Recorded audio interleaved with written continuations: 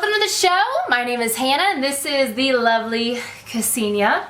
This is our third episode together. It is. I'm excited. This is a big one because we've been talking about doing this one for a while now. We're going to talk about singleness. And I say that, I shouldn't have said it like singleness. No, like this is good. It's singleness.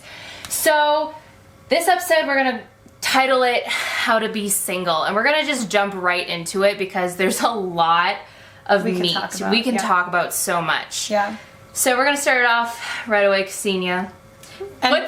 Oh, yeah, keep going. I was just going to say, and by talking about how to be single, we know we don't have all the answers, but we just want to share some experiences that we've gone through in our own lives and share a little bit of the feedback we've gotten from people who also either have gone through that season or are currently in that season. And also we want to make sure everyone knows that this is based off of a Christian perspective. So take it for a grain of salt. Like, you might not have the same morals or beliefs, but that's okay. But this is how we are navigating our singleness. Yeah. I'm excited. Yeah. Let's do this. Okay, let's do this. Relationship status, Kasenia. Where are you at? I'm here because my name is Kasenia and I'm single. And you're Hannah, are you single? My name is Hannah and I am single. And that's okay. It is. So how do we navigate being single? Honestly, we are in our mid-20s now. I'm 26. You're going to be 25. Mm-hmm. Truthfully, everyone's getting married. Everyone's having kids even right now. Or just you can scroll on social media all the time and you see, oh, there's another one getting married or engaged, or there's another one that's in a relationship. And then oftentimes I go, okay, hey God, I'm sitting right here. Mm-hmm. Yeah. How are we navigating it? So I think we have talked about how everyone has a different timeline in their lives. Mm-hmm. And I think one thing that's helped me a lot is recognizing that there's a purpose to every part of my life. Yeah. And so there's a purpose in my time being single, and I want to make that time count and be important and be filled with a lot of learning and self-reflection and growth, so that when I do reach that next stage, I'm ready for it and I'm not just forcing myself into it. Mm-hmm. So while it does seem like everybody on social media is having a baby and getting married and going through these different stages of life that we're not in right now, we have to recognize that that timing could be what was right for them. Sometimes I don't think it always is. Sometimes people rush into a season too soon because they force their way into it. So that's kind of my thought on that. Yeah, so I kind of want to go into, what do you do when you are in your single season? And I thought it has been one of the most beautiful seasons in my life, to be honest with you. Completely. And I am a firm believer in this. I think your single season is the most important season that you will ever have in your life, truthfully. You're trying to figure out who you are. You're trying to figure out how to navigate within this world, career-wise, emotionally, physically, like where do you stand on certain political views, like all of it. And you're figuring out who you are as a single person, not to mention figuring out all the baggage that you probably had. Like, I had a lot of confidence issues. I had an eating disorder. I went through my round of guys that weren't supposed to be my guys, So, and the Lord had really, in my single season, rip and uproot a lot of the things that are the choices and the habits that I created in my life. And now I'm sitting here, so excited because we can talk about it with confidence, knowing we've grown. Yes, I can sit here being so open and transparent about it and not being fearful of it because I've conquered it, because the Lord has graced me with that. And now I'm sitting here going, I'm so happy being single. I'm so content. And we talked about this as well, our singleness, I see it as a gift now, and whoever my guy's gonna be, I'm not just gonna give it to anybody. Yeah, right. This time is actually so precious, and something that's taken a lot for both of us to learn and grow in as we talk about this is just recognizing that we can come from situations that weren't good for us and use that to grow, and that doesn't need to remain our future. And as we are single, we are being really intentional about figuring out who we are, what we want, what we don't want, what we will stand for, what we won't stand for, and so that when we are looking at potential people to get into a relationship with, we're able to evaluate those things and recognize if they embody things that we are looking for in a partner. And of course, you can have this list of character attributes and physical attributes that you want, but bottom line is there's certain things that we aren't going to compromise on. And I think that's one of the biggest things we've learned in our time of singleness is there are things that we will not settle for. And I think when we see a lot of people getting into relationships, it can be frustrating initially, but we also don't see all the behind the scenes. So we don't know if that relationship is actually good or not, or if it was just someone forcing their way into it because they didn't want to be alone. Right. And it is uncomfortable being alone at first, especially if you're used to going from relationship to relationship. But once you recognize there's so much purpose in figuring out who you are, then you can come to a relationship not looking for that person to fill you up because you're already filled up. So you get to add to that person's life and they get to add to yours, but you're not looking for that validation. When you're trying to find validation and trying to find your person, your soulmate, like he completes me, that is the worst thing ever. You're not supposed to complete each other. You're supposed to complement each other. So when you're trying to find your identity in somebody else, they make me feel good. I'm like lonely in this moment. I'm just gonna date them because I'm bored. There's no purpose behind that. And honestly, you're gonna probably get hurt in the end. I know I was. So that lesson comes from going through something. So tell me a little bit about something that hard that you've gone through that taught you that. So for my whole life, like I was told you're only supposed to be equal yoked in Christianity, okay? Just date a Christian, you're gonna be fine. And I had that mentality, but I honestly didn't understand what that really meant within a relationship context. And it's frustrating because I grew up with such an amazing dad, so I don't have like any type of daddy issues. So I'm in a different spectrum where it's like I had a great dad, I had a great father figure who loved me, who gave me that validation. And then all of a sudden, then I go out with somebody that daddy would not approve of, to be honest with you. And it's frustrating even talking about it because I think in that season of life, I was just lonely. I was in a new state. I didn't have any family out here. I hardly had any friends. And then like the first guy that came along that gave me a little bit of attention, I got super excited about it because truthfully, no guy ever has other than my dad. And, or has pursued me in the right way. Right. I should say.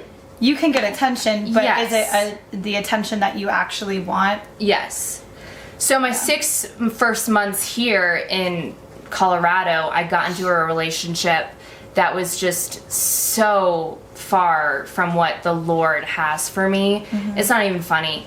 And I remember being in the middle of that dating relationship thinking to myself, this isn't it. What are you doing?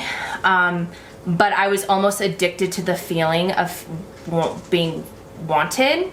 Like, kissing's fun. Just so you know.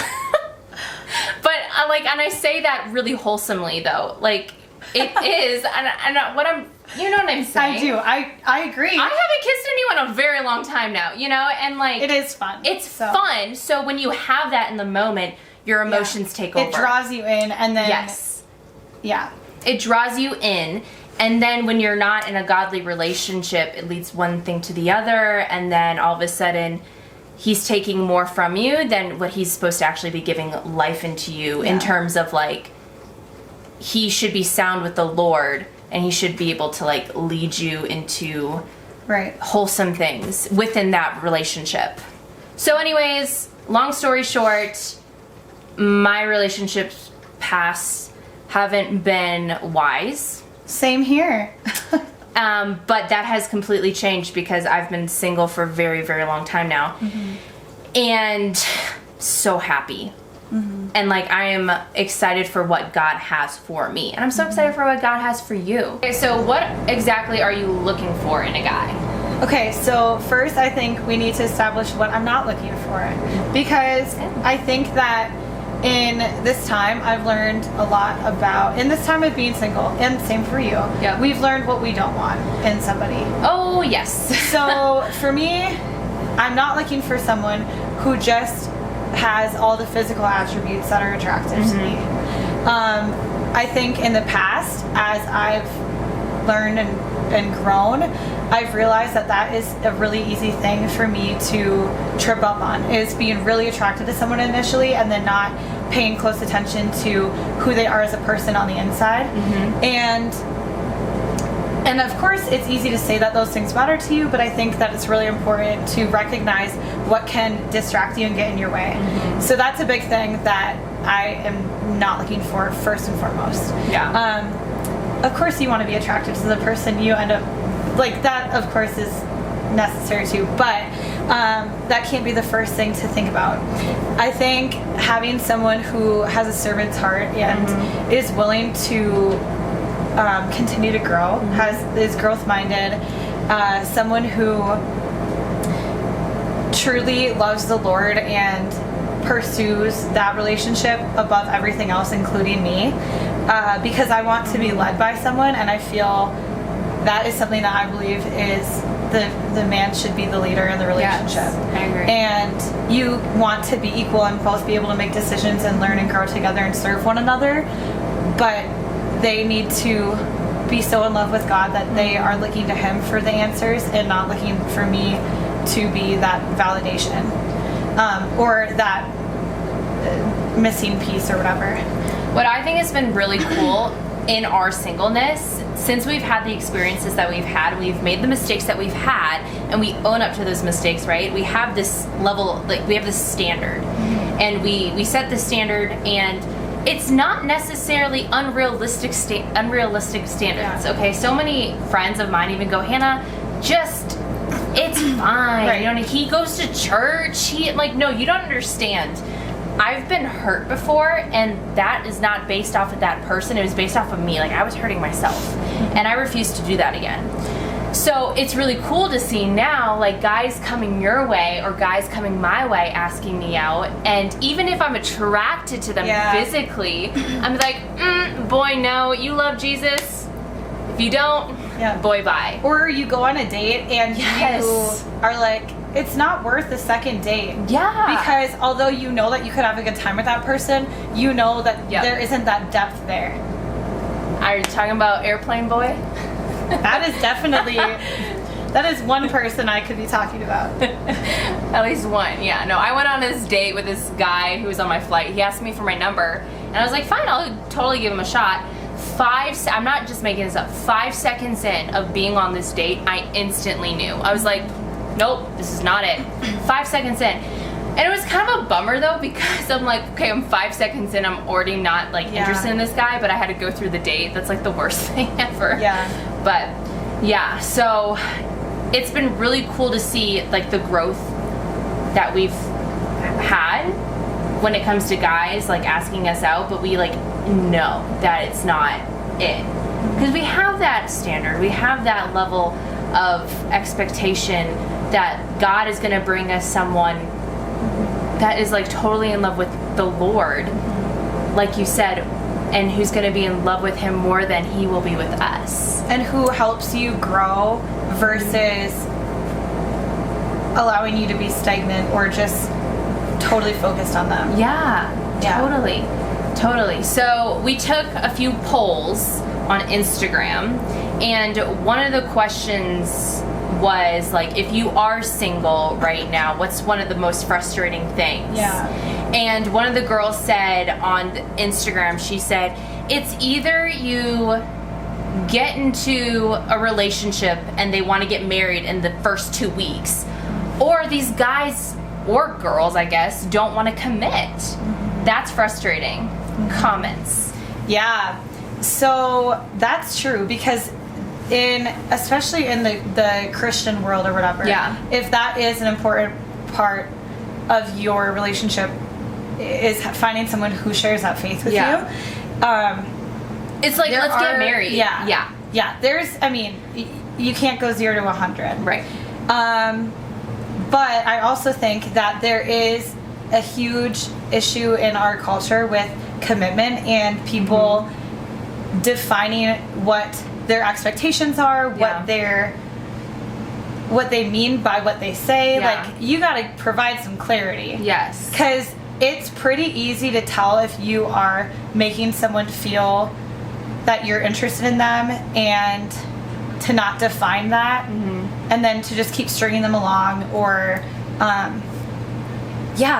think that people need to be clear in their expectations, and you don't have to immediately say, like, I want to date you, because you don't know that until you get to know somebody. Right. But you do have to sort of define where you're trying to head, and if that's not the same place, then that's okay, but that's not your person. Right. And if you feel like you're playing a game, that is not a good place to be, and that's not a healthy place to be. Right. And that's only going to delay your process of actually getting into a healthy relationship, because you're spending time wasting it on people who aren't worth your time and aren't going to go anywhere with you. It's I've had countless talks about this with like a lot of my single friends right now. They always go, these boys don't want to commit. I dated a guy for 6 months and he refused to call me his girlfriend. Like, ouch, Hannah. What was I doing? Don't ask. You know what I mean? It's not good. Or I'm just gonna say this right now. You've been dating a guy for 4 years, you're almost 30 years old, and he still hasn't asked you to marry him? Like, what are you doing? So, what is with... I'm not trying to pick on the guys, but oftentimes I just find girls actually want to take that next step when guys want to pull back. It's really easy to know what you want, and as the woman, and to be like, I want to go after what I want. Yeah. I want to have this. But if the guy isn't communicating that and he's not the one pursuing you, then he's clearly not in that place to be in that relationship with you, because you've got to be pursued. You give and you take, but there has got to be a level of like, I want to continue to date you and get to know you. And if that is wishy-washy and it's not clear, then ladies, and not just with engagement either. Yes, ladies, know your worth.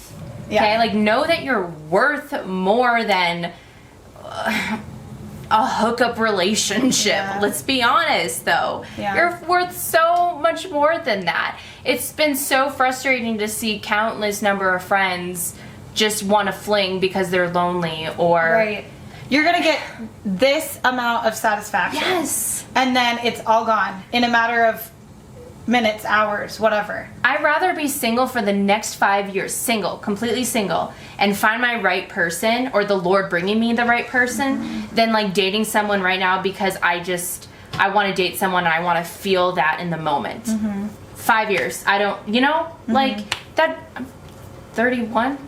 That'd be 31. Like, that seems kind of sucky, but I mean, I'm praying against that, but you know what I mean? Yeah. Like, and I think in order to not settle for what is right in front of you when you know it's not the right thing, I had a friend that gave me really good advice, and she said, pray that your feelings towards him change. If he's not the right one, pray that those feelings go away, because the Lord will give you that clarity if you ask for it. And I did, and it did.